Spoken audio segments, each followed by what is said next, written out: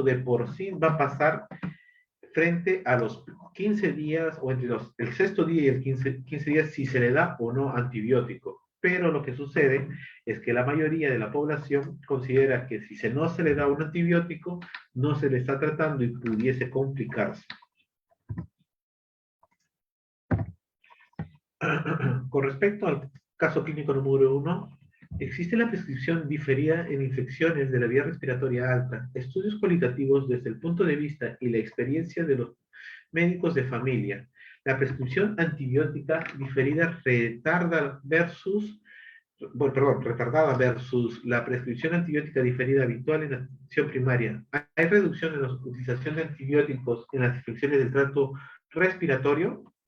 La verdad que en lo que viene a ser la práctica médica, el uso de los antibióticos está muy extendido no por el personal médico, sino por la población de farmacología, específicamente los farmacoquímicos que trabajan en las farmacias, ya que sin hacer ningún tipo de evaluación ni tampoco algún tipo de historia clínica, inmediatamente solamente tiene tos, tome, por citar un ejemplo en nuestro contexto de COVID-19, tiene tos, rinorrea, tome su acitromicina, tome su paracetamol y si tiene falta de aire va al hospital.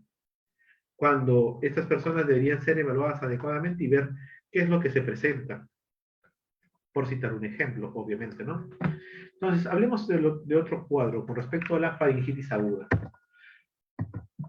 Tenemos un varón de 28 años de edad que consulta por fiebre o odinofagia importante, como en el caso anterior. Y miramos en la cavidad oral, específicamente, no sé si se puede observar a través del cursor, hay un aumento de las amígdalas con una tonalidad hiperémica. ¿Logran observar el puntero en la imagen? Sí, doctor. ¿Y se acuerdan que había una de sus compañeras que mencionó si había placas? Estas son las placas, no son piezas dentarias. Entonces hay que tener bastante cuidado. Esto puede ser un proceso de una faringitis aguda bacteriana. Específicamente puede ser un cuadro muy importante porque a veces estos pueden Sí, abscedarse y generar aumento de... disculpen. Señorita Stephanie, disculpe. Sí, algunas personas lo hacen ambulatoriamente, ¿no? Se presionan y tratan de sacarse esa placa bacteriana que tienen ahí. O metiéndose elementos extraños. Sí, Sí, he visto personas que han intentado supuestamente retirar este tipo de placas, generándose son laceraciones lesiones. o abrasiones, exactamente, que pueden fácilmente infectarse. Recuerden que la cavidad oral de todo ser humano está colonizado con bacterias anaeróbicas. Gram negativos también pueden estar en este lugar y pueden fácilmente llegar a abscedar tejidos que tengan pérdida de continuidad. Entonces, como les mencionaba, esto también puede generar a veces que se absceden y pueden ir creciendo, aumentando el tamaño, de tanto así que pueden obstruir o disminuir tanto la luz propiamente de la orofaringe hacia la laringe y no va a permitir una adecuada ventilación. Esto ya sería un cuadro de emergencia que requiere un traslado inmediato a un centro hospitalario, primero para un manejo de una incisión en el punto para drenar el contenido del absceso, liberar la vía aérea para que pueda permitir el pasaje del aire, y el otro es hacer el cultivo de estas secreciones para hacer su terapia dirigida frente a qué elemento patógeno se encuentra en el contenido purulento.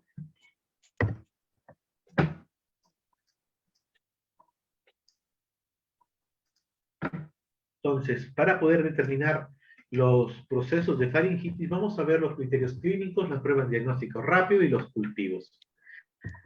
Para ello, debemos de tener en cuenta que los criterios clínicos usualmente van a ser dolor a nivel de la faringe al momento de deglutir, la odinofagia, fiebre y la sensación de una pelota, de un cuerpo extraño a nivel de la cavidad oral posterior, específicamente los pilares posteriores de la garganta.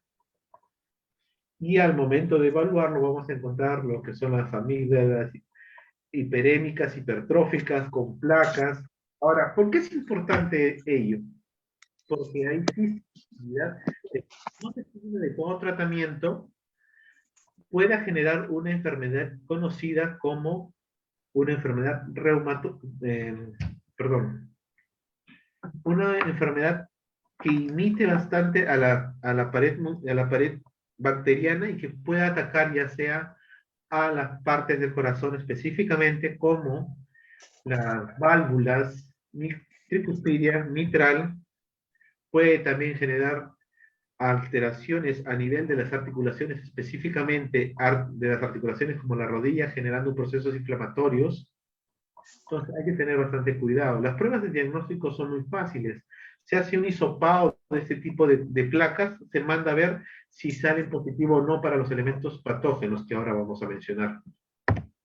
Con respecto a ello, debemos de saber que los procesos de la faringitis aguda prioritariamente son virales y los agentes virales que vamos a encontrar son los rinovirus, Profesor, en buenas primera noches. cabeza. Disculpe, su volumen está bajo. ¿Ahora se me escucha mejor?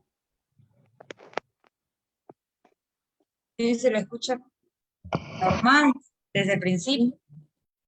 Correcto. La persona que me mencionó con respecto a mi volumen bajo, por favor, le rogaría que aumente el volumen en su computadora. Quedamos con respecto a los rinovirus, que era la etiología que encabezaba en este grupo etiológico para la enfermedad de faringitis aguda, seguido por la familia de los coronavirus, que llega a ser un 5%, los adenovirus, los herpes simples 1 y 2, los virus de la parainfluenza, específicamente de la influenza A y B, los virus Coxsackie-A, pero estos son más importantes en grupos pediátricos, el virus de Epstein-Barr también en grupos pediátricos, el citomegalovirus, y también pueden ser producto de una infección por VIH.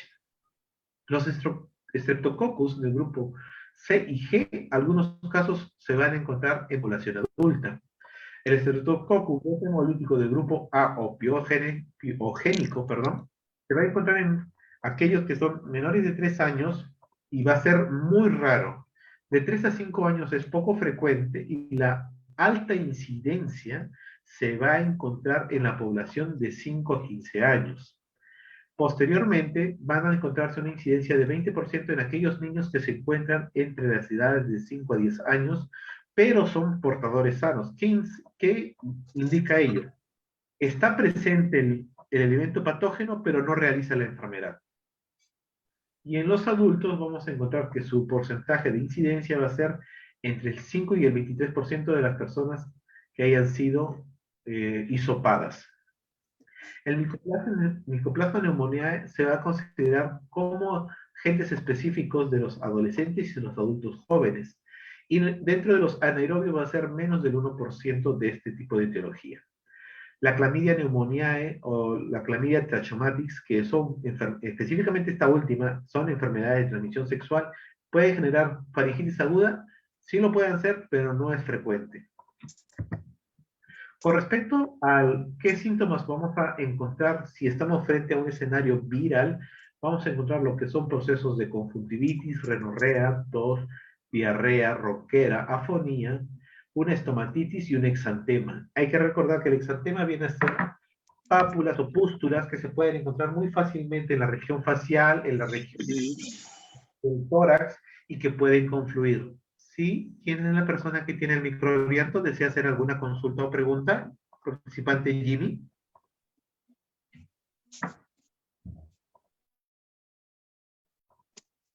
No, profesor. Correcto. Continuemos. Entonces ya hemos visto qué síntomas se presentan frente a un escenario o un cuadro viral. Frente a un cuadro bacteriano vamos a encontrar lo que viene a ser odinofagia brusca, se va a dar entre los 5 y 15 años de edad, va a estar caracterizado por un cuadro febril y de cefalea. Puede presentar también cuadros de náusea, vómito y dolor abdominal. Las petequias en paladar son característicos de las infecciones piogénicas. Y los escenarios en los cuales vamos a encontrar son en escenarios de invierno y primavera. Cuando hay un cuadro de rash escarlatinizante o escarlanitiniforme, se va a considerar que va a ser un cuadro de un shock por los elementos por las toxinas de los patógenos piogénicos que están generando un cuadro generalizado a nivel de toda la piel. Los criterios clínicos, vamos a encontrar que son los criterios del centro, en los cuales van a ser fiebre mayor a 38 grados, el hallazgo de exudados faringios, las adenopatías cervicales. Y para tal sentido, quiero que ustedes ubiquen sus esternocleidos mastoideos y con las yemas de sus dedos van a intentar buscar como si fueran unas lentejas en todo este camino. No es muy fácil de encontrarlos a primera vista si no existe la experticia, porque deberían ser pequeños, de aproximadamente 1 milímetro, o un poco más. Pero si llegan a tener más volumen o mayor tamaño, ya estamos frente a unas adenopatías cervicales. Se caracterizan específicamente en procesos de faringitis. Y vamos a encontrar que va a estar con ausencia de tos. Con respecto a lo que son los criterios de Mixac, está validado para niños y adultos, incluye que se le va a dar además un puntaje por el grupo de edad. Si está de 3 a 14 años, se le va a dar un punto. Si está de 15 a 44, se le va a dar un puntaje de 0. Y si es mayor de 45, se le va a dar menos un punto. Perdón. Entonces, si podemos estandarificar qué porcentaje va a estar, vamos a saber que aquellos que están con un puntaje de 0 según Sensor va a tener una posibilidad de 2 a 3% de estar frente a un escenario de una faringitis. Y esto va a ir aumentando hasta llegar a un puntaje de 4, en la cual se le va a tener una posibilidad de certeza de 41 a 61%. Esto mismo se replica en MIXAC con los mismos valores que se están mencionando. Los criterios de Centor van a ver cada síntoma o signo es un punto y se debe valorar la probabilidad de infecciones estreptocócicas en función a los puntos obtenidos. Tiene relación frente a la prevalencia de la enfermedad, como se mencionó. La ausencia de 3 o 4 criterios, estos van a tener un valor predictivo negativo del 80%. Quiere decir que si no tenemos este tipo de hallazgos, estamos totalmente seguros que no estamos frente a un escenario de una faringitis, con tal que la probabilidad de estreptocócica es baja. Entonces, con respecto a la faringitis aguda, los criterios de Centor, como mencionamos, era una temperatura mayor de 38, el exudado amigdaliano, las adenopatías anteriores dolorosas e inflamadas, la ausencia de tos. En el caso del MIXA se le va a agregar los intervalos de tiempo que ya hemos mencionado. Entonces, cada uno de los puntajes nos va a dar el riesgo de infección estreptocócica, la posibilidad de estar frente a un escenario de una faringitis, y para tal sentido nos brindan ciertas estrategias. Si están de 1 a 5, o un porcentaje de 2.5 a 10%, no se debería realizar algún test adicional ni tampoco antibiótico-terapia. Pero si estamos frente al escenario en el cual tenemos un riesgo del 11% al 35%, se debería de sugerir tanto un cultivo o un test antigénico, y el tratamiento de antibiótico debería ser racionalizado, si es que reúne los criterios y también si existe un enfoque epidemiológico de contacto. En cambio, si tuviera un porcentaje de 51 a 53%, debería de considerarse lo anteriormente mencionado, los cultivos, los test antigénicos y sí o sí el antibiótico-terapia empírico. Se debería recomendar el uso de antibiótico-terapia solo si se cumplen mayor de 3 criterios de los 4 criterios que hemos mencionado, sin la necesidad de utilizar algún cultivo, ni el test antigénico. Pero esto ha cambiado ya que se requiere los cultivos, ya que se han visto que los estreptococopiógenes han resultado tener resistencia a elementos de tratamiento tipo las penicilinas. Tienen enzimas consideradas destructoras del punto de unión de las penicilinas, las cuales fueron determinadas con la nomenclatura de penicilinasas. Ahora, otras reglas que se van a ver frente a la faringitis es la fiebre en las últimas 24 horas, si existe pus o las placas que se van a observar cerca de las amígdalas hipertróficas hiperémicas, acudir rápido a la visita del doctor en los 3 primeros días. La inflamación es importante a nivel amigdaliano y no hay cuadros ni de tos ni de rinorrea. La faringitis, según este estudio, los resultados sugieren que el uso de criterios clínicos asociados o no a los test rápidos mejora el control de los síntomas, reduce el uso de antibióticos.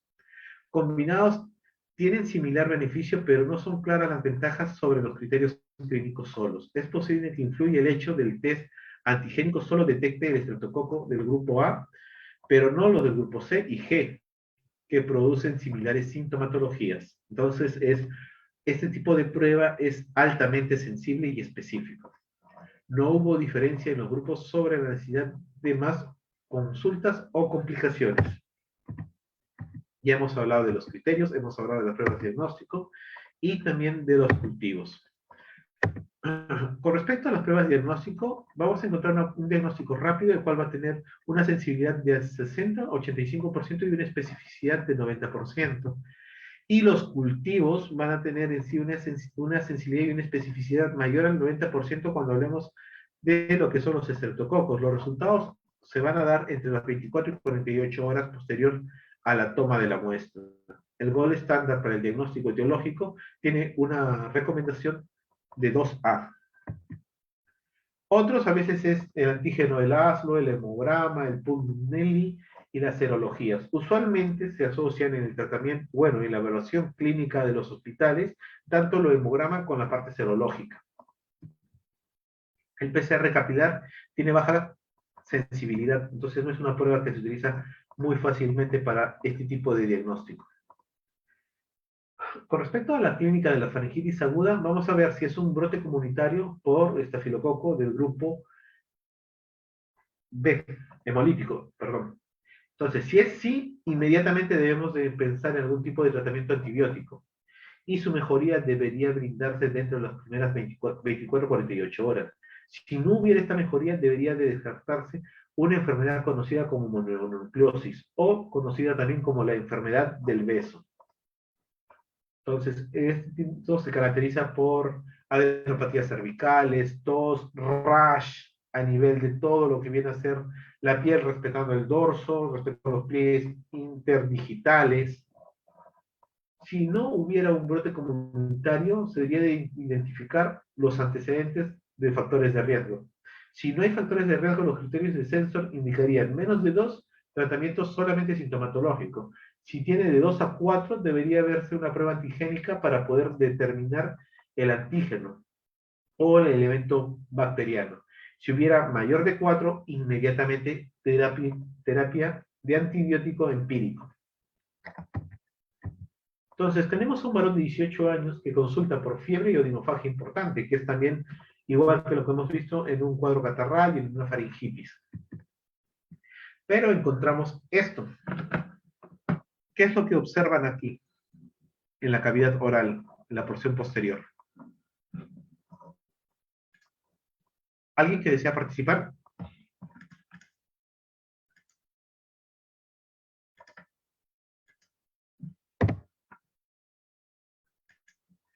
Vemos que a nivel del paladar blando hay un hiperemia importante que ha disminuido un poco la luz. Ahora, si se dan cuenta, una de las amígdalas está obliterando en su totalidad casi toda la porción de la orofaringe, como les mencioné anteriormente. Se refiere que esto lo está presentando desde hace 3 días, presenta algo de tos, a su vez también presenta adenopatías, lateros cervicales bilaterales. Otros síntomas, hay diarrea, vamos a ver. Entonces, según el proceso que eran los criterios de Sensor, le dábamos una puntuación, si tiene temperatura mayor a 37, de un puntaje. Si viene a ser exudados amígdalo-palatinos, en este caso no los podemos observar claramente, podemos sospechar de que sí hubieran. Vemos que hay adenopatías anteriores dolorosas e inflamatorias, sí, se le da un puntaje de 1. Si hay tos, entonces se le quita el puntaje de ausencia de tos. Y con respecto al grupo de edad, no se le está brindando ningún tipo de valoración, aunque sabemos que está con un paciente de 18 años, si no se acuerdan bien. Entonces, esto le podríamos dar otro tipo de puntaje, pero le seguimos dando 0 porque es de 15 a 44 años que involucra esta edad, dando un resultado de 2 o 3, dependiendo de que si le vamos a dar el puntaje de exudado amigdaliano. Según esto, y de la tabla anterior, ¿qué era lo que deberíamos hacer? Manejo sintomático, cultivo y tratamiento antibiótico empírico. ¿Qué es lo que se acuerdan?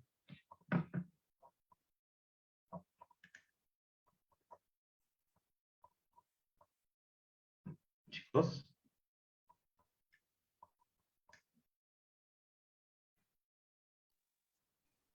Tratamiento con antibiótico, doctor. Tratamiento con antibiótico y a su vez también debemos hacer las pruebas de diagnóstico, ya sea un cultivo o las pruebas antigénicas. Ah, ya, correcto, doctor.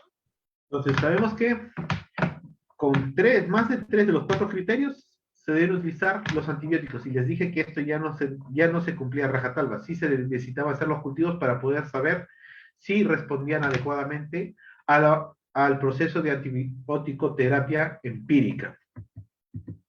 Entonces, sabemos que tiene criterios clínicos de 2 a 3. Se hace su prueba de diagnóstico rápida para ver si es negativo. Y miren, su prueba de diagnóstico rápida sale negativo. Su cultivo no nos indica qué es lo que salió. En esto podemos observar que tiene fiebre mayor de 38 grados, existe exudado faríngeo. Aquí en la propia imagen no vemos las adenopatías cervicales, ni tampoco nos habían mencionado con respecto a la ausencia de tos. Esto, según Sensor, tenía un puntaje de 4, y aquí un puntaje de 3. Ambas son una faringitis estreptocócica. Ahora, veamos con respecto a esta siguiente imagen. Vamos a ver un aumento de la amígdala faríngea, con también una hiperemia. No vemos placas, ¿o sí? ¿Qué es esto? ¿Ustedes dirían que estos son placas, exudados? Sí, eso es exudado. Entonces, menciona, tiene fiebre de 38 grados, hay exudado faríngeo, adenopatías cervicales y ausencia de tos. Se le está dando un sensor de 2. Entonces, pero esto no es una faringitis, sería una herpangina, que viene a ser una infección por un virus que usualmente se da en la población pediátrica, muy doloroso, solamente se trata con tratamientos antiinflamatorios y anestésicos orales. No sé si conocen lo que viene a ser la gingisona B, que es con un spray, usualmente utilizado a nivel de disfonías. Hay en Este spray tratamiento, y hay en toques también, doctor. correcto. Toques, Pero, dígame. no, continúe. Que el toques es para la zona, o sea, no adentro, sino... Más superficial. Correcto. Entonces, en caso de la hipergina, sí debería ser utilizado este tipo de anestésicos tópicos, ya que genera bastante dolor. Las personas, o bueno, los infantes que sufren de ese tipo de patologías usualmente tienen bastante limitación para la deglución. Ahora, disculpen. ¿Qué es lo que observamos en esta foto? ¿Alguien que quiera describir la foto?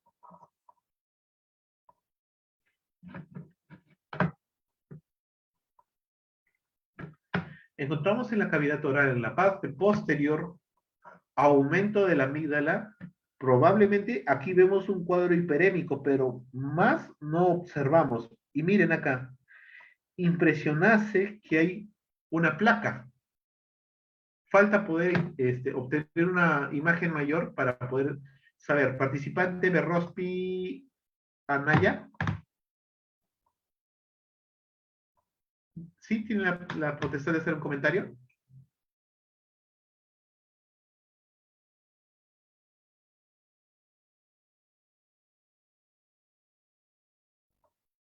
Señor Cristian Berrospi, estamos esperando su comentario. ¿O alguna pregunta?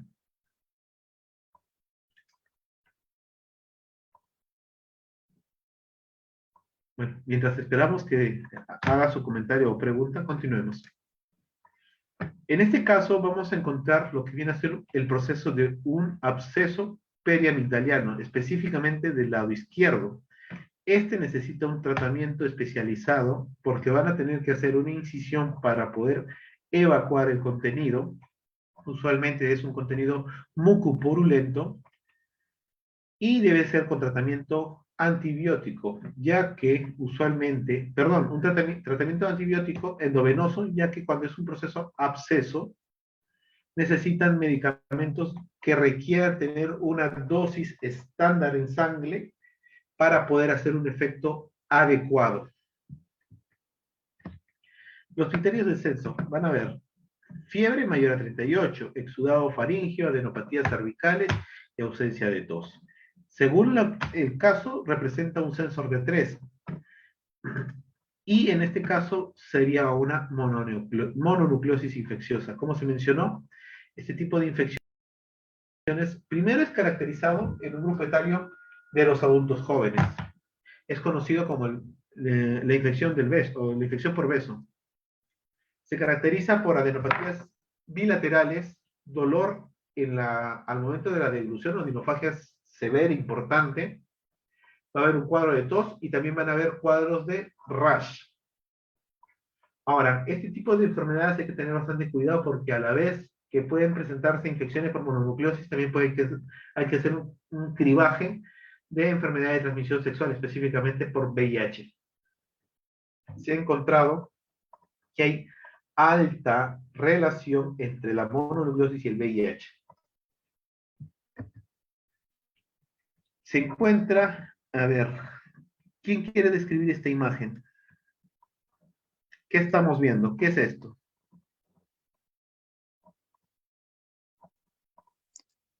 Doctor, buenas noches. Disculpe si me... ¿Aftas?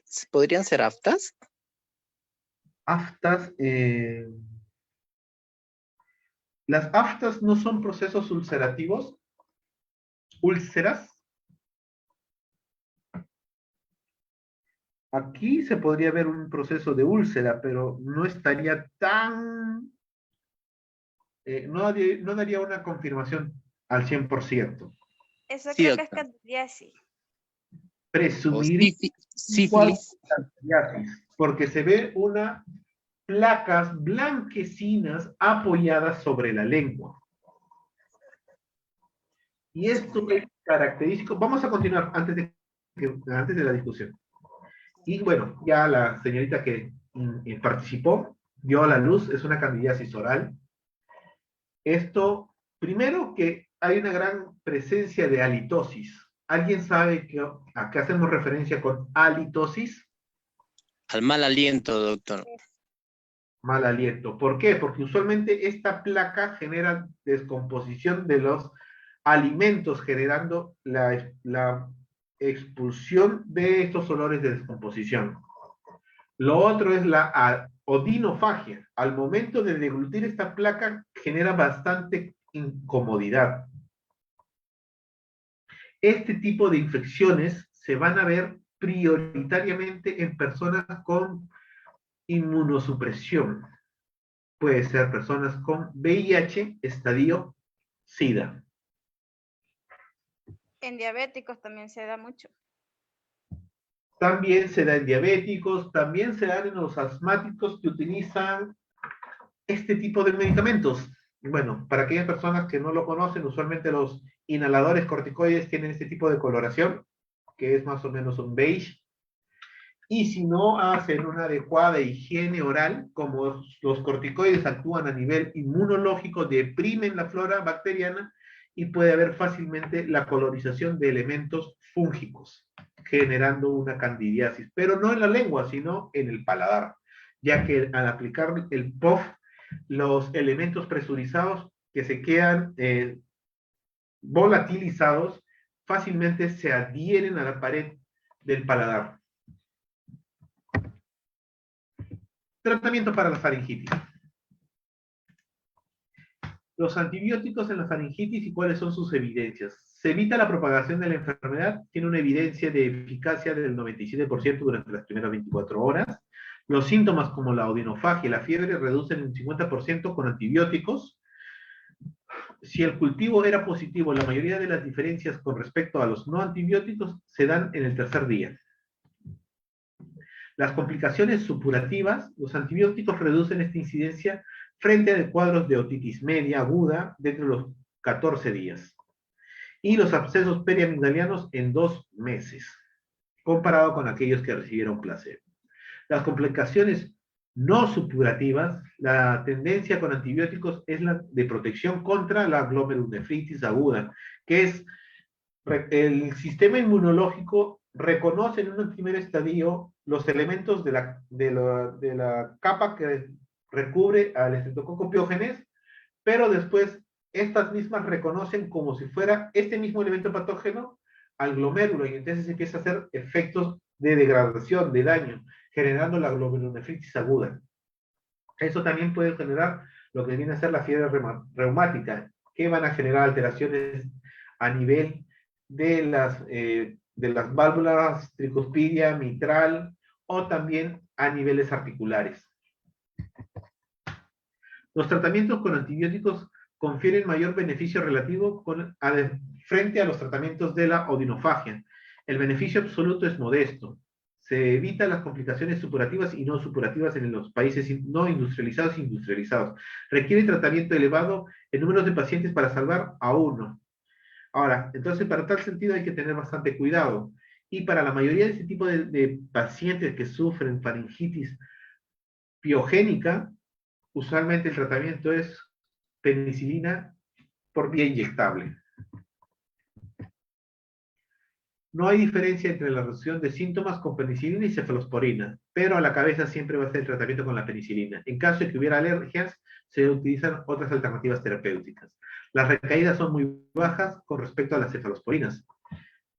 No hay diferencia entre macrólidos y penicilinas para el uso o la frecuencia de tratamiento frente a ello, habiendo más efectos adversos en niños en tratamientos con macrólidos. La conclusión: existe insuficiencia evidente para señalar grandes diferencias entre antibióticos para la faringitis, específicamente para los que son los piogénicos de los grupos hemolíticos.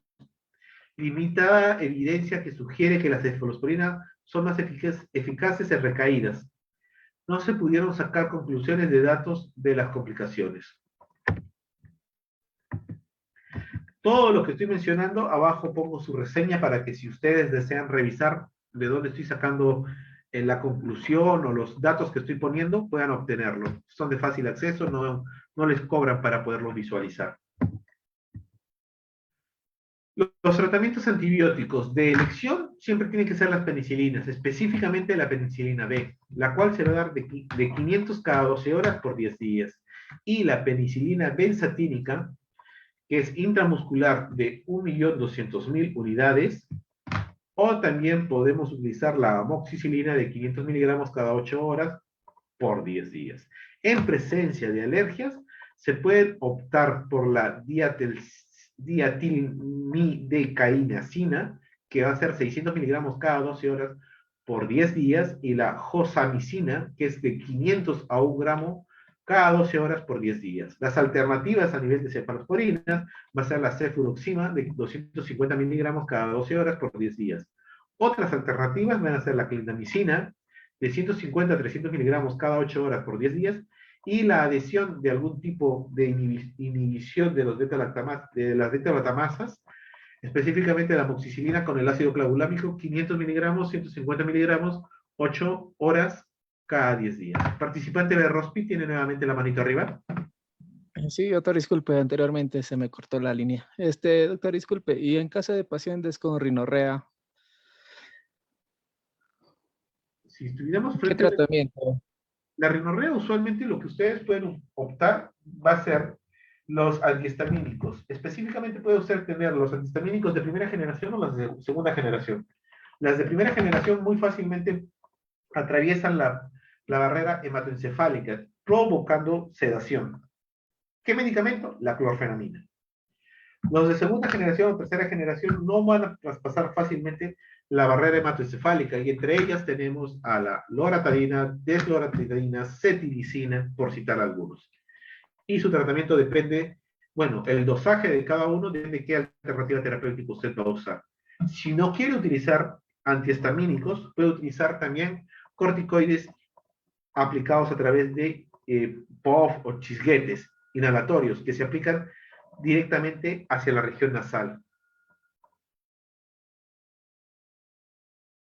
Eso es frente a la presencia de rinorrea.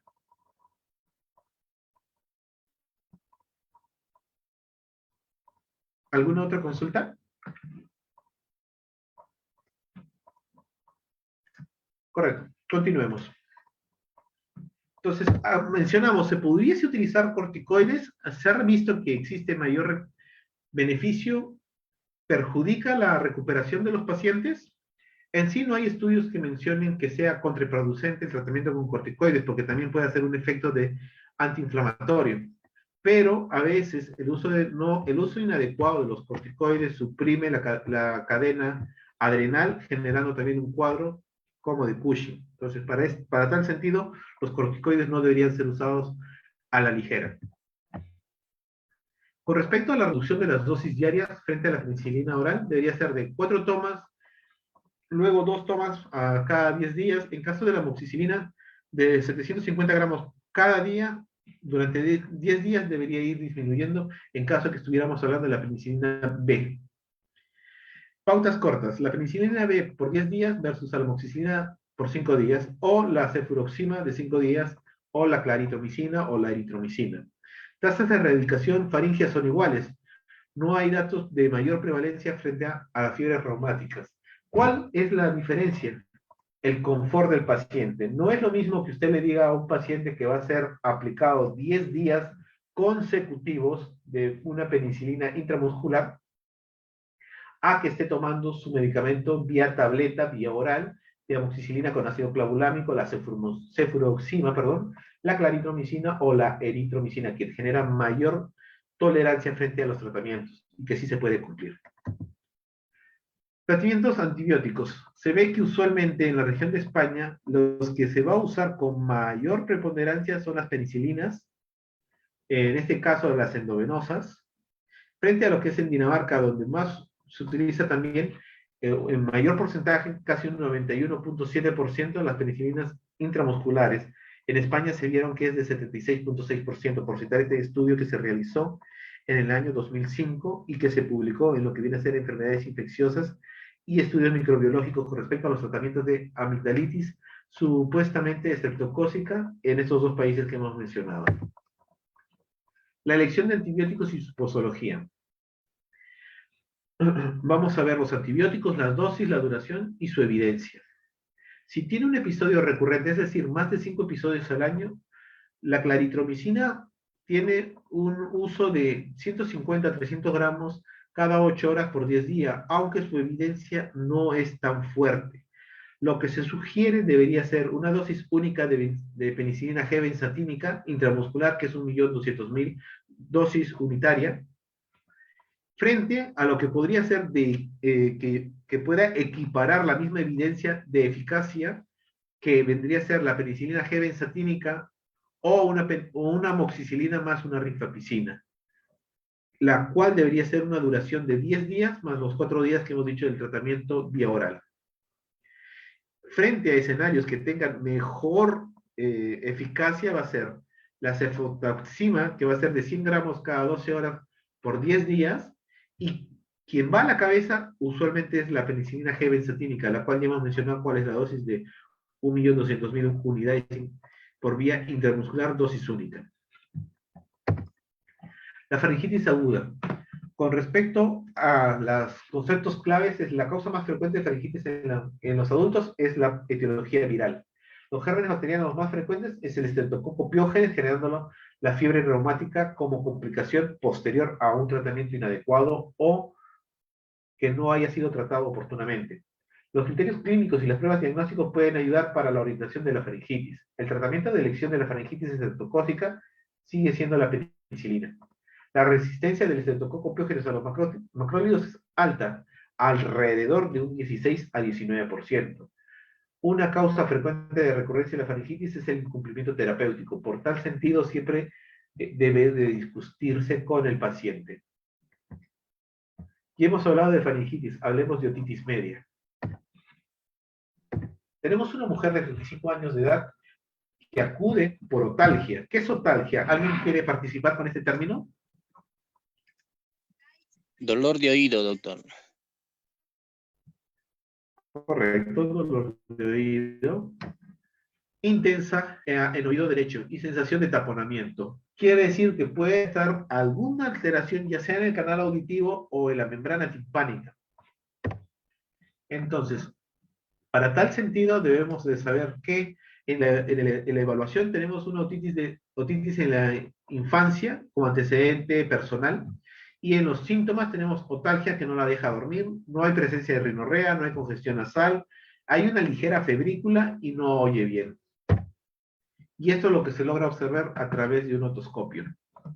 ¿Ustedes consideran que este es un tímpano saludable, sano? No, doctor. Se ve un tímpano abombado, no está con su membrana clara, sino se ve una membrana eritematosa, y si logran observar, en esta porción figurase como si tuviera una colección, podría ser sangre por la tonalidad,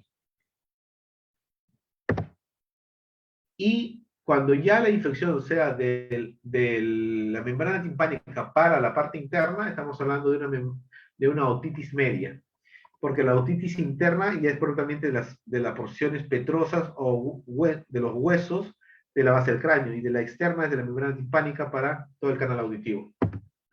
Entonces, debemos de visualizar cuáles son los criterios de diagnóstico para una otitis media aguda.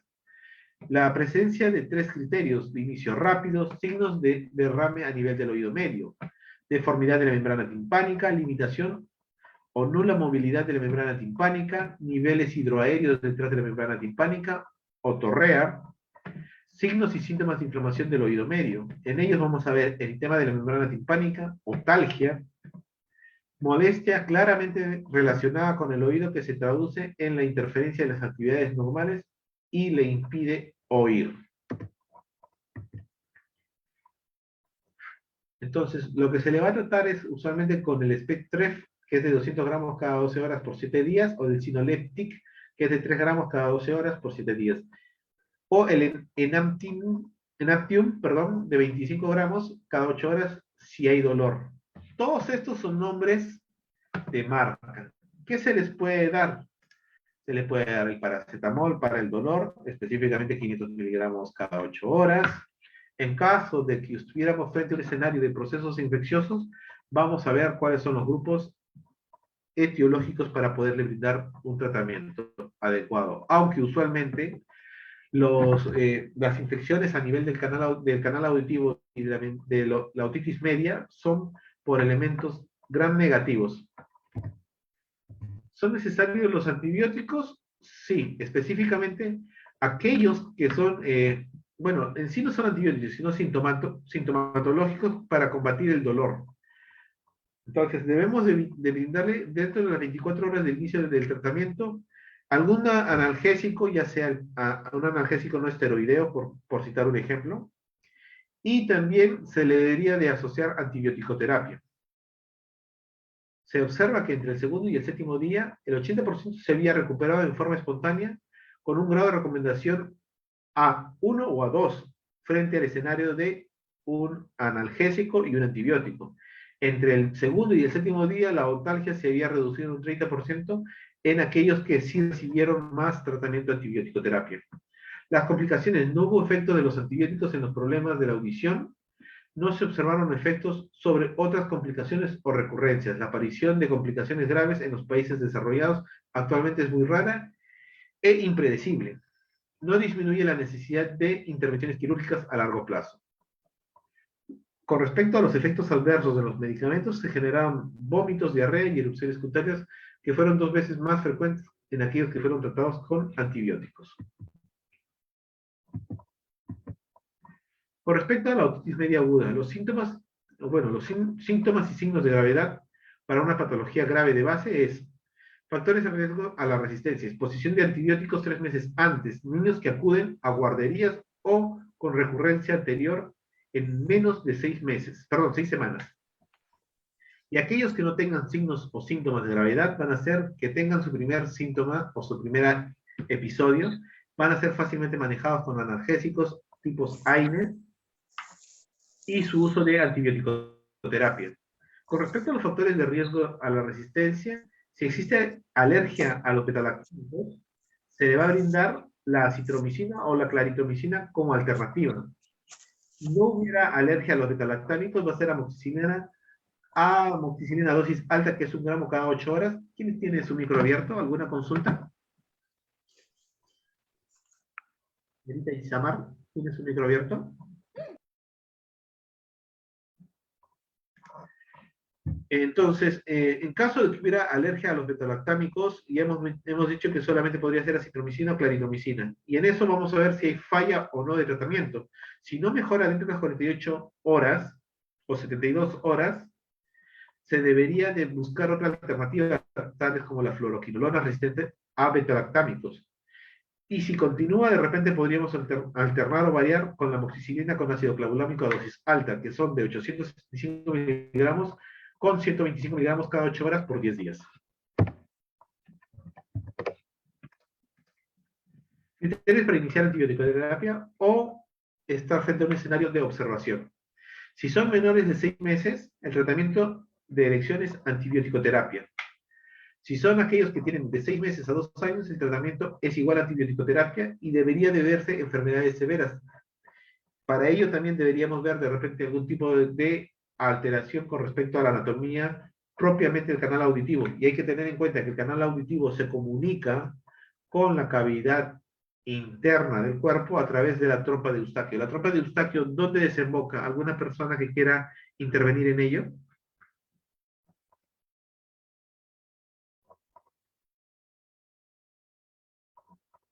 Desemboca en la faringe, desemboca en la boca, desemboca en las fosas nasales.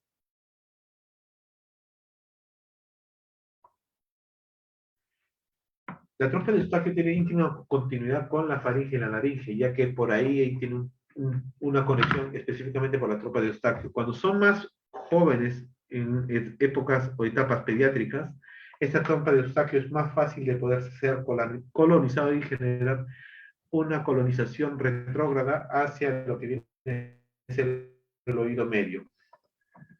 Si son desde 2 años, las enfermedades son severas, los tratamientos con antibiótico-terapias deberían ser los de elección, y en caso de que no sean severas, deberían optar por una condición de observación.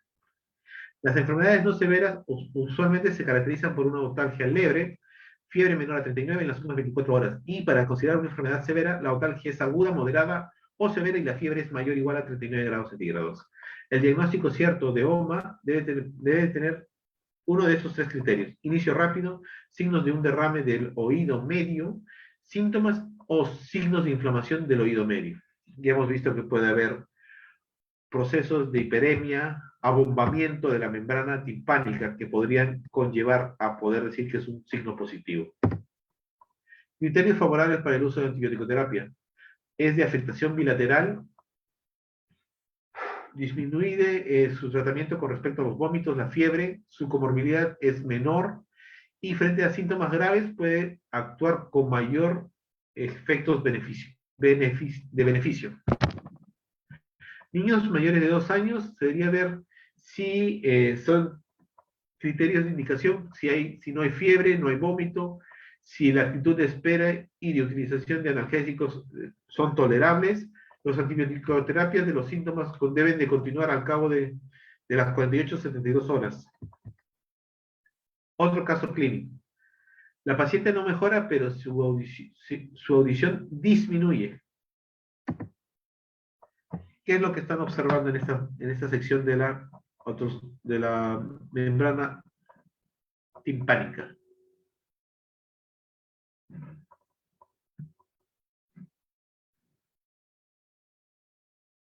Sí, va a la membrana timpánica, pero si se dan cuenta, existe una línea de continuidad en la membrana timpánica. Y la membrana timpánica por debajo de esa línea tiene otra tonalidad. Ya no es ese color perla caracterizado. Anteriormente estaba eritematoso, ahora ya no está eritematoso. Entonces va a ser una otitis media serosa, en la cual se va a caracterizar por contenido purulento. El tratamiento usualmente es como mometasona tópica nasal, una colocación o una aplicación cada 12 horas por 20 días, el ibuprofeno de 600 miligramos cada 8 horas, por una semana y el Sinaler ótico, que va a ser de 3 gramos cada 8 horas por 5 días. Puntos claves. La otitis leve se inicia tratamiento sintomático y se valora a las 48 y 72 horas. Los antibióticos de elección para la otitis media es la amoxicilina. Y en caso de que estuviéramos hablando de un cuadro de resistencia, debería tratarse con dosis alta. Otitis externa, caso clínico. Tenemos una mujer de 40 años de edad que acude a la consulta por picor en ambos oídos. Antecedente, tiene fibromialgias y diabetes. ¿Otros síntomas? Ninguno. Exploración física, signo del trago positivo. ¿Saben cuál es el signo del trago positivo?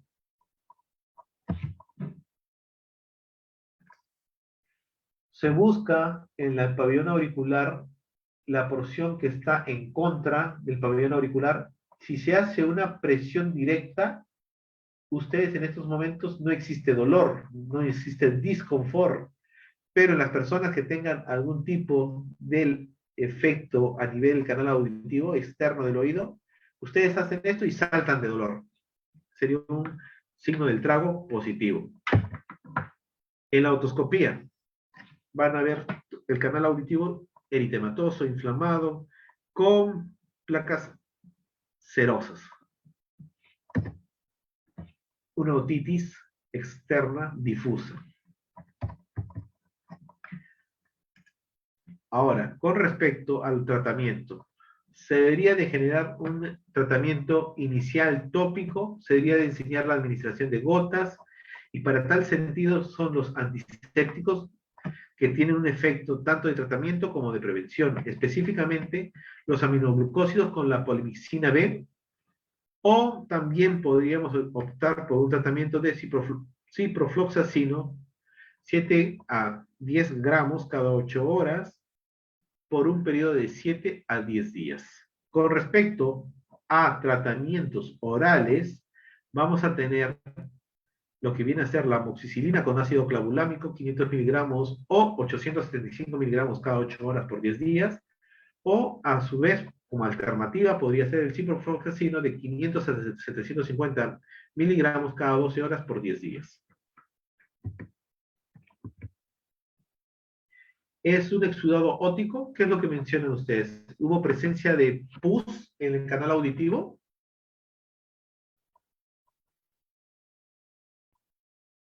Chicos.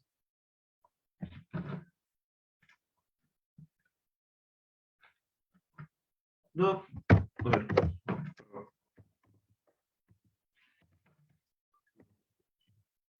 ¿Hay exudado?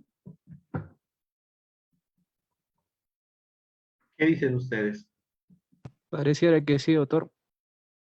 Impresiona que sí hay exudado óptico.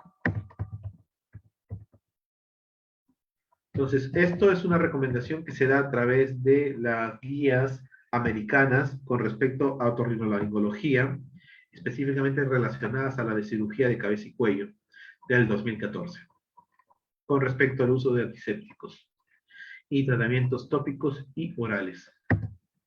Caso clínico. Al cabo de 2 meses, vuelve porque ha tenido varios episodios que se ha tratado con gotas. Ahora tiene más prurito y taponado el oído. Veamos cómo viene el paciente. ¿Está peor como vino la primera vez? Sí, doctor. Más exudado. Sí, doctor. Entonces tenemos aquí en sí hasta vegetaciones. No sé si ven estos elementos filamentosos, esa es la palabra. Sí, doctor, sí se aprecia. Sí, doctor. Y son elementos filamentosos con elementos de exudado, se asocia posiblemente a elementos fúngicos, y esto tenemos una otomicosis. Tratamiento frente a una patología micótica van a ser la aspiración y la limpieza y la acidificación. El tratamiento con antibiótico va a ser el clotimazol a 1 gramo, la listacina o el ciclopirox. En caso de tratamientos orales, va a ser el itraconazol, el cual se va a dar de 100 a 200 miligramos cada 12 horas, en casos refractarios. Y en caso que con esto no se maneja, la atención tiene que ser hospitalaria. Lo mismo que se mencionó, la misma revista. Ahora, factores predisponentes. Uno es el aumento de la humedad en el ambiente. Y esto va a generar de mayor exposición frente a las personas que vayan de repente a estos tipos de sauna, piscinas temperadas. Esto también va a verse lo que viene a ser la modificación de pH, un pH más alcalino, ya sea por jabones o detergentes, traumatismos directos, rascado, uso de toruntas o elementos que puedan generar algún tipo de condición abrasiva a nivel de la piel que protege el canal auditivo. Las dermatitis, la ausencia de cerumen, las inmunosupresiones para los procesos de otomicosis y las prótesis auditivas, estos, ¿cómo se menciona? Los que vienen a ser para que puedan escuchar adecuadamente, que viene a ser este tipo de prótesis auditivas. Conceptos claves. El tratamiento se recomienda de vía tópica, debe ser dirigido y tratado para pseudomonas y estafilococo aureus con respecto a la otitis externa. Si no responde, debe sospecharse de un efecto o una infección micótica. Se pueden tomar muestras para confirmarlo. Es importante saber cómo se administran las gotas para que ese tratamiento sea eficaz. Los tratamientos orales se asocian si hay complicaciones o gravedad de los síntomas. Sinusitis aguda. Varón de 35 años que acude a la consulta porque hace una semana tiene rinorrea, obstrucción nasal, parece que ha empeorado. Antecedentes personales. Tenemos que tiene una amigdalectomía, fumador de 10 cigarrillos día, resfriado frecuentes en invierno, intervención de pólipos nasales hace 2 años. Síntomas. Hace una semana presenta rinorrea con estornudo, febrícula, ahora mucosidad más verdosa, cefalea, tos y dolor facial. ¿Cuál es el signo o síntoma más patoneumónico con respecto a esta enfermedad? El dolor facial, específicamente el que va en la región frontal. En la sien, doctor. Y si la persona se agacha, siente que la cabeza la tiene pesada, como si hubiera algo que está ocupando y que va a generar un efecto de mayor peso. Exploración. Tenemos mucosas nasales hiperémicas, a la otoscopía está normal, a nivel de oído todo está bien, secreciones purulentas en cabo, dolor a la presión maxilar derecha. ¿Catarro común o sinusitis? ¿Qué es lo que ustedes dicen? Sinusitis. Sinusitis. Sinusitis, doctor. Sinusitis. Correcto, muy aparte de presentar este dolor a nivel facial, recuerden que tiene una secreción purulenta, y eso también se caracteriza de una sinusitis. El catarro común no es el patoneumónico para decir que es un catarro. Signos y síntomas y los valores predictivos positivos, valores predictivos negativos, su sensibilidad y su especificidad. Con respecto a las infecciones respiratorias agudas previas, tiene mayor valor predictivo, mayor especificidad y sensibilidad. El dolor facial es el segundo en sus valores de porcentaje de valor predictivo positivo, valor predictivo negativo. Ahora, hay que tener en cuenta que la ausencia de un proceso purulento de secreciones a nivel de la nariz no excluye, ya que miren que su sensibilidad y su especificidad difieren. Es una sensibilidad de 35% y una especificidad de 78%. El dolor dental y maxilar también, esto no significa que si no hay dolor dental no es sinusitis, ya que la especificidad también es menor, y ni qué decir en la obstrucción nasal, que es de 22%. Los síntomas son más de 7 días, se caracterizan por una rinorrea purulenta y persistente, empeoramiento de los síntomas tras mejoría inicial, dolor e hipersensibilidad a nivel de la región maxilar facial y dentario. Esto usualmente es por un proceso bacteriano y su grado de evidencia es B. Como ustedes pueden ver, para aquellas personas que hemos discutido placas, Esto viene a ser una placa en ¿qué proyección? ¿O qué grado? ¿Qué incidencia, perdón?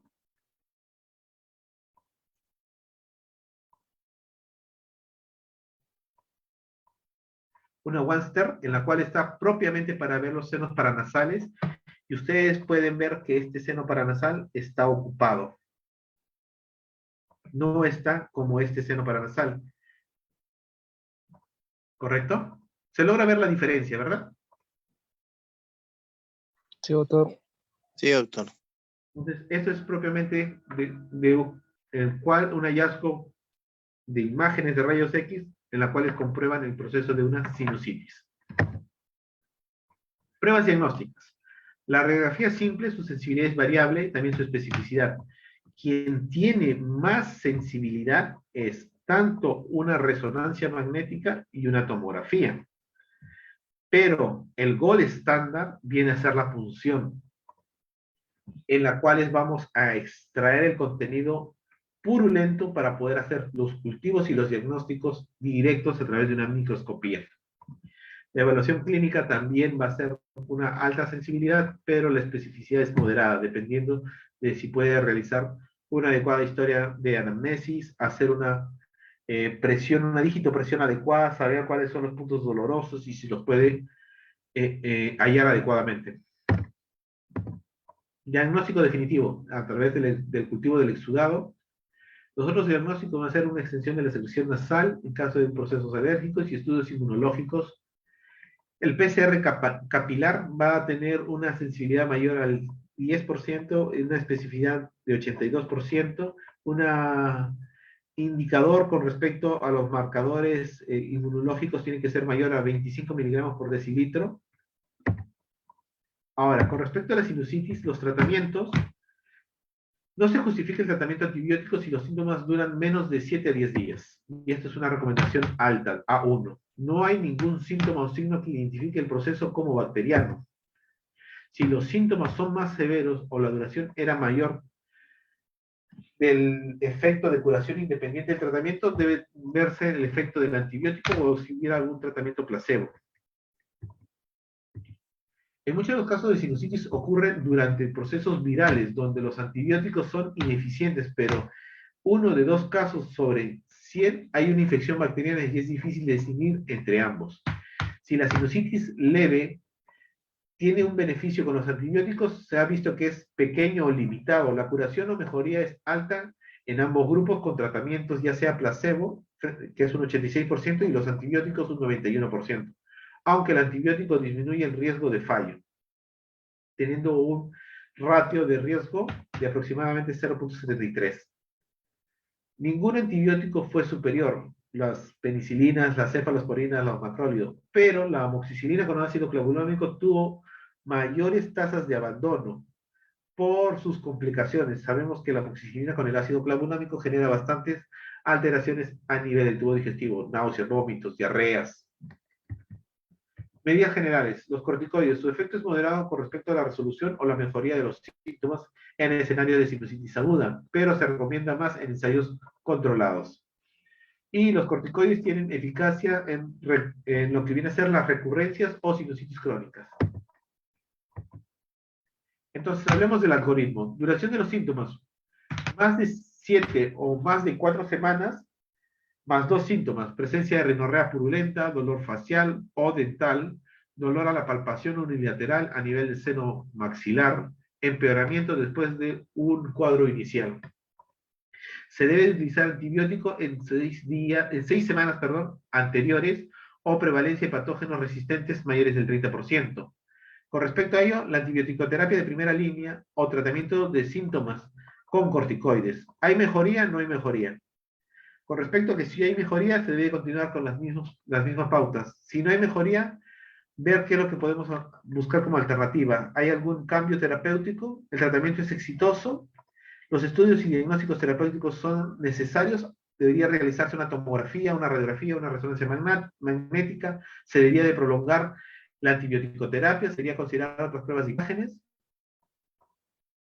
En caso de que el seguimiento según necesidad, ya sea para ver cómo se encuentran los factores de riesgo, si predisponen o no, Debemos de individualizar el tratamiento, considerar el estudio de imágenes, considerar las infecciones oportunistas, perdón, y valorar la variación con respecto o derivación con respecto a un otorrinolaringólogo o un alergeno o alergista. Las enfermedades graves a severas van a tener una individualización, al menos que tenga uno de estos síntomas: una terapia mayor a 39 o una fiebre persistente, edema periorbitario, dolor facial o dental, alteración del estado mental, hiperestesia infraorbitaria y diplopía.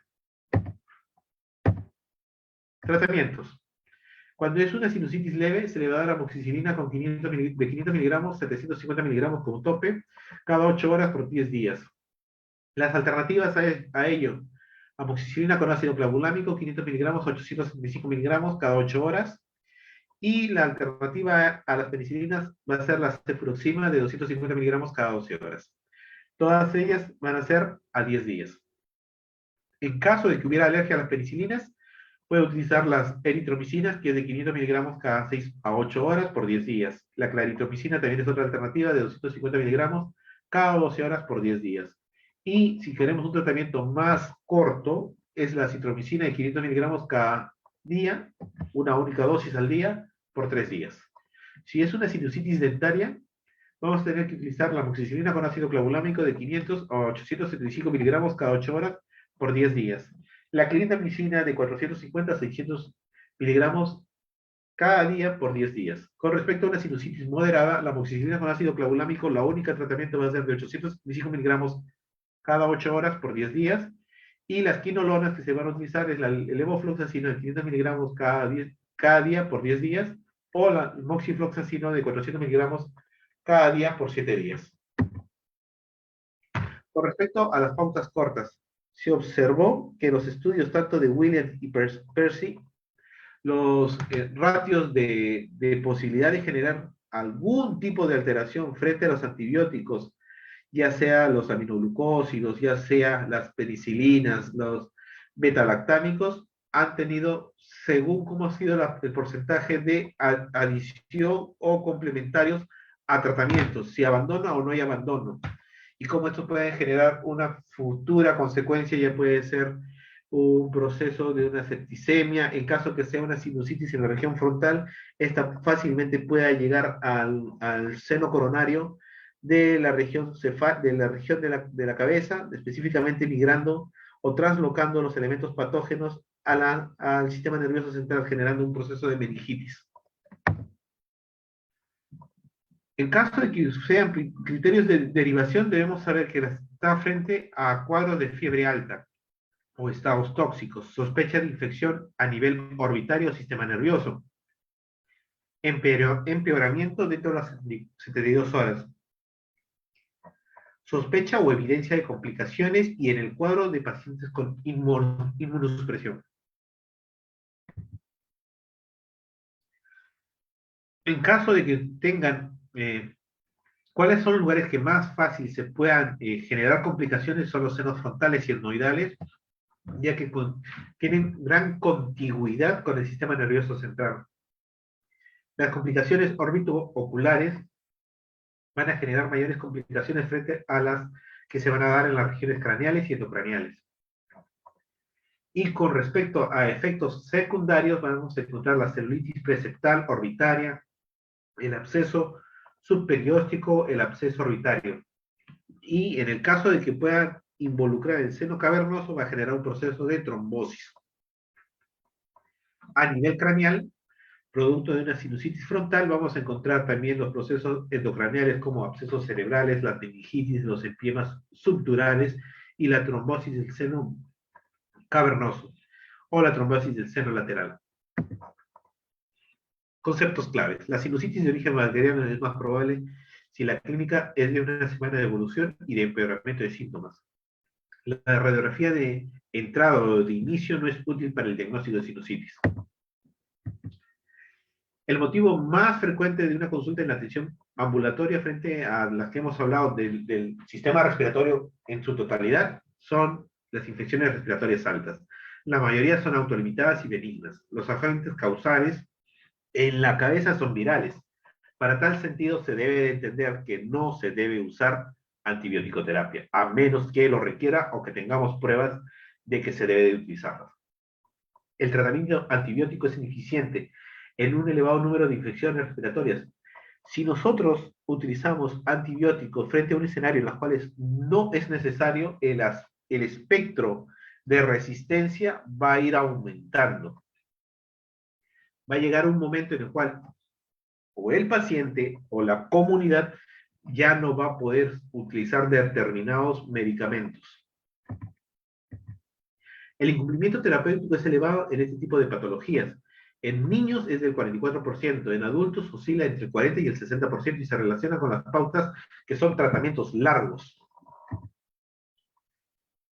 Eso sería con respecto a las infecciones respiratorias agudas de las vías respiratorias altas. ¿Alguna pregunta, alguna consulta?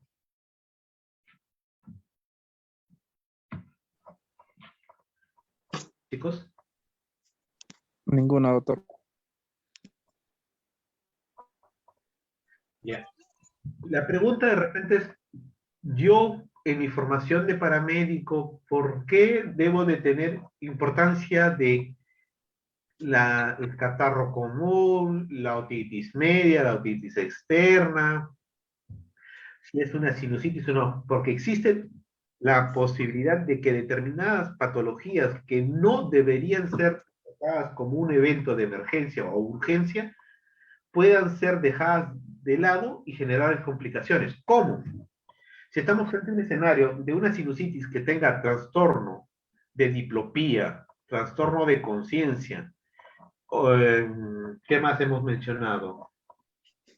O una celulitis periorbitaria, estos, al dejarlos de lado, conllevan a una gran posibilidad de una infección elevada, generar un cuadro de shock séptico, o generar la posibilidad que trasloque estos elementos patógenos al sistema nervioso central, generando mayores complicaciones.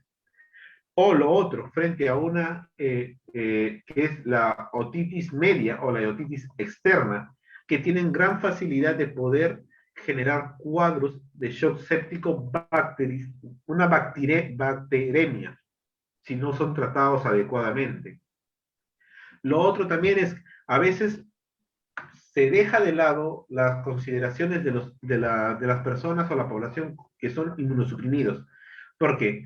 Todo que tiene odinofagia, dolor de garganta, dificultad para deglutir, fiebre, faringitis. Y hemos visto que existen otros diagnósticos diferenciales que son la herpangina, la candidiasis oral, la mononucleosis. Aquí no he mencionado los de transmisión sexual porque eso vamos a verlo en otro módulo. Pero a veces existe poblaciones de riesgo como las personas que trabajan prestando servicios sexuales, pueden tener granulomas a nivel de la cavidad oral por clamidia, por gonorrea. A veces también pueden presentar ¿qué alteración dermatológica es patoneumónico en pacientes VIH? ¿Alguna persona sabe? ¿Cuál es la pregunta? Les ayudo. ¿Pudiera repetir la pregunta? A ver, muy bien. ¿Qué hallazgo dermatológico es patoneumónico para los pacientes que tengan infección con VIH, estadio SIDA ya, para ponerlo más claro? Síndrome de Kaposi. El sarcoma de Kaposi. Y esto usualmente se encuentra en cualquier sección del cuerpo, pero también se puede encontrar en las mucosas. Entonces, a veces, este tipo de patologías, por no tenerlo en la cabeza, porque, no es una emergencia, lo dejan de lado. Pero ahí tuvieron su primera posibilidad de haber encontrado un paciente en condición de VIH, estadio SIDA, y decirle, no es un cuadro de emergencia, no te voy a llevar a hospitalización porque no lo requieres, pero sería bueno que te hagas chequear, que te evalúes. Entonces ahí ustedes que van a ser también como educadores. ¿Alguien hizo un comentario? Disculpen, no le llegué a escuchar.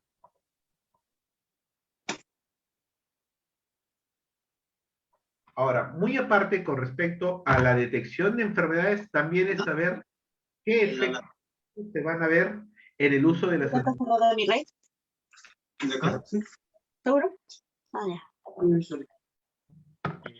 Señorita María, creo que tiene su micro abierto. Lo otro también es saber qué efectos adversos debemos esperar. Usualmente la amoxicilina con ácido clavulámico, vamos a tener pacientes que van a tener cuadros de diarrea. Si esta diarrea es con mucha pérdida de volumen, vamos a tener cuadros de deshidratación. Entonces, eso también debemos de saber. No, es un paciente que tiene larga data de un tratamiento de antibiótico-terapia con amoxicilina con ácido clavulámico y tiene diarrea de, no sé, digamos, 10 cámaras al día por 5 días y no tiene un adecuado reemplazo de volumen a través de suero fisiológico. Entonces ya está marcándose un cuadro de deshidratación, puede ser severa, moderada. Ya, entonces se debe a esto, no es que están frente a un escenario de una infección por algún tipo de enterocolitis, por citar un ejemplo. Entonces, eso es mi objetivo de presentarles todas esas enfermedades del día respiratoria, pero sabiendo, existen alternativas terapéuticas que van a generar problemas. Los inhaladores tipo corticoides en el caso del asma pueden generar candidiasis oral. Y la candidiasis oral lo podemos hacer un diagnóstico diferencial en el caso de una faringitis aguda, ir relacionando de lo que hemos visto antes con lo que estamos viendo actualmente. ¿Algún comentario con lo que hemos hecho ahora? Sino para pasar al otro PPT que es bien corto. En sí no es PPT elaborado por mi parte, lo he extraído del Ministerio de Salud con respecto a la sala situacional de las infecciones respiratorias agudas altas en el escenario de pandemia, para que vean cómo estamos en estos momentos.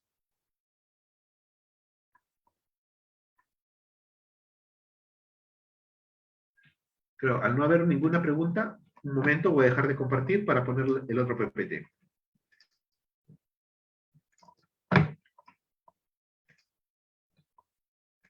¿Se llega a observar este nuevo PPT?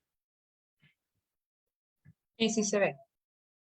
Entonces, como bien Sí, se ve profesor, en se nota claro.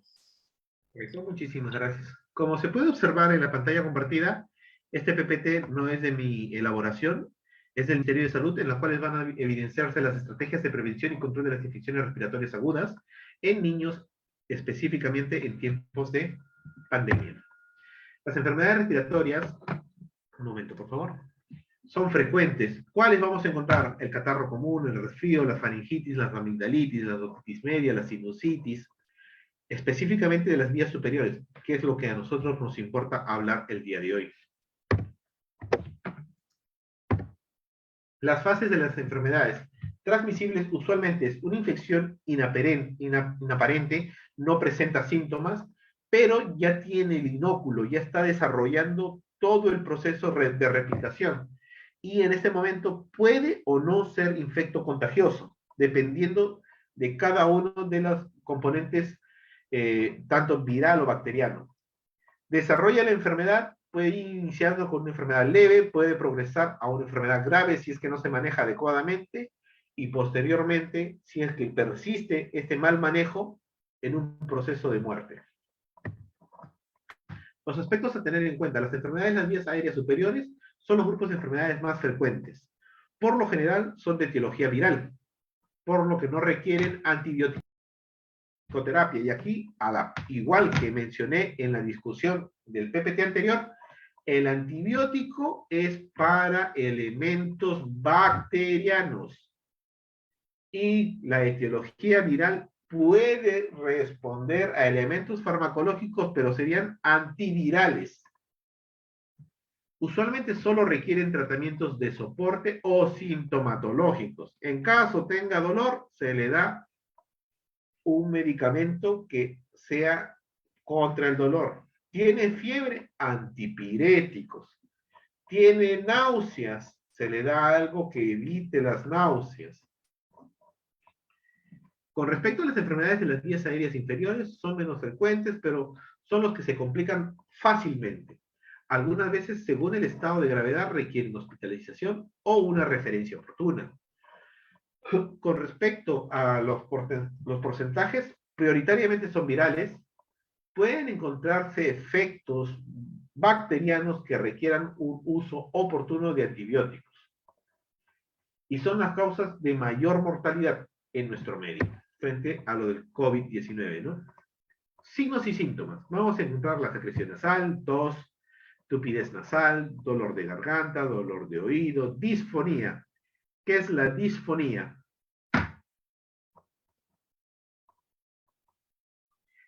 La disfonía viene a ser aquel proceso en el cual puede haber algún tipo de variación en la intensidad de la voz. Lo otro son los tirajes, ya hemos visto cuáles son los tirajes intercostales. El estridor también ya lo hemos visto. La taquimia es por encima de la frecuencia respiratoria normal, y si estamos hablando de niños, tiene que ser por encima de 30 respiraciones por minuto. Los sibilantes y la fiebre. Factores de riesgo: bajo peso al nacer, un estado de desnutrición, los niños no vacunados, y este aspecto está tomando más importancia por la situación de la pandemia, en las cuales la mayoría de las mamás estuvieron evitando su control de niño sano para evitar algún tipo de contagio, y hay niños que en la actualidad su carnet de vacunación está incompleta o ni siquiera tienen su tarjeta de vacunación. Los niños sin lactancia materna, los que están frente a escenarios de hacinamiento, la exposición al aire doméstico contaminado, el uso indiscriminado de antibióticos. Otros factores son los ambientales, los individuales y los sociales. Factores de riesgo asociados al medio ambiente: contaminación por humo de combustión de compuestos orgánicos, exposición de humo al tabaco y al hacinamiento, estilos de vida e higiene, ausencia de lactancia materna exclusiva. Sabemos que durante los 6 primeros meses, además de ser su único medio de alimentación, es la única forma de suministrarle tanto inmunoglobulinas, nutrientes principales, aminoácidos que requiere el bebé para su desarrollo cognitivo, su desarrollo biológico y su desarrollo en crecimiento longitudinal. Con respecto a las prácticas de lavado de manos, a veces está presente de forma inadecuada o totalmente ausente. Y la asistencia de guarderías, lo cual sería a una presencia de hacinamiento. Contactos con personas enfermas, ya que actualmente bueno, ahora no, sino en los primeros indicios de la pandemia, se llegó a limitar el traslado de las personas, entonces todos compartían un mismo ambiente. Si se enfermaba uno, se contagiaban todos y presentaban la misma enfermedad. Los factores hereditarios y genéticos. Las enfermedades genéticas predisponen a neumonía, tales como las inmunodeficiencias primarias, la fibrosis quística, la discinesia ciliar primaria, y entre otras. Los factores de riesgo para una neumonía grave son aquellos que se presentan en edades menores a 6 meses, pacientes prematuros, desnutrición moderada severa. Esos vamos a ver que no hay un buen desarrollo peso-talla o talla para la edad. Y esto va a estar bien relacionado con su control del niño sano. Ahora, en presencia de infecciones con VIH y las enfermedades cardíacas congestivas, específicamente vamos a ver a estos pacientitos pediátricos que cuando lloran se ponen moraditos o azulados, es el término adecuado, o caminan un poquito y se ponen azulados. No ganan fácilmente peso, tienen bastante sudoración a la mínima actividad. Signos y síntomas de alarma en los niños con una infección respiratoria alta. Dificultad para respirar, va a haber presencia de taquimia, tirajes, sibilancia, estridor, quejidos, aleteo nasal, existencia de fiebre a pesar de las 48 horas de tratamiento, dificultad para beber, lactar o presencia de vómitos frecuentes. Compromiso del sensorio, vamos a ver pacientes muy irritables o muy somnolientos. No van a responder al entorno o estímulos, o va a haber presencia de convulsiones persistentes. Y si el niño no mejora o empeora pese al tratamiento, debería de acudir a un establecimiento hospitalario. Manejo integral, proteger. Siempre debe de sugerirse la lactancia humana exclusiva hasta los 6 meses y después viene la complementaria. Prevenir, hacer una adecuada higiene de manos, que ha tomado bastante interés en esta situación de la pandemia. La adecuado uso y acceso a aguas aseguradas, severas, que tengan saneamiento. el uso y el monitoreo de vacunas, la reducción de la contaminación del aire doméstico. ¿Cómo manejarlo? Manejo ambulatorio y el establecimiento de salud adecuado, tratamiento de soporte, que faltan bastante en estos momentos. Y con respecto a los antibióticos, cuando se debe indicar prioritariamente cuando lo requieran. Ahora, debe haber un control y un seguimiento oportuno y constante para todos los pacientes. ¿Qué es lo que falta? La fiebre debe de administrarse paracetamol condicional a temperaturas mayores a 38 grados axilares según grupo etario. Si la temperatura es menor de 38 grados en región axilar, debería de generar desconfort. O si existieran antecedentes de convulsiones asociadas a fiebre, debería de administrarse paracetamol y medios físicos. ¿Cuáles son los medios físicos? Aligerar las coberturas o los paños de ropa, colocar paños de agua tibia, compresas húmedas tibias en la frente, abdomen, piernas. Recordar que es importante la individuación de cada paciente y su entorno. La alimentación, si la niña o el niño es menor de 6 meses, la lactancia materna exclusiva. Si llega a ser mayor a esto, alimentación complementaria. Los líquidos deben incrementar el aporte para manejar o mantener un adecuado nivel de hidratación del organismo, y para tal sentido debemos saber cuando una persona está deshidratada.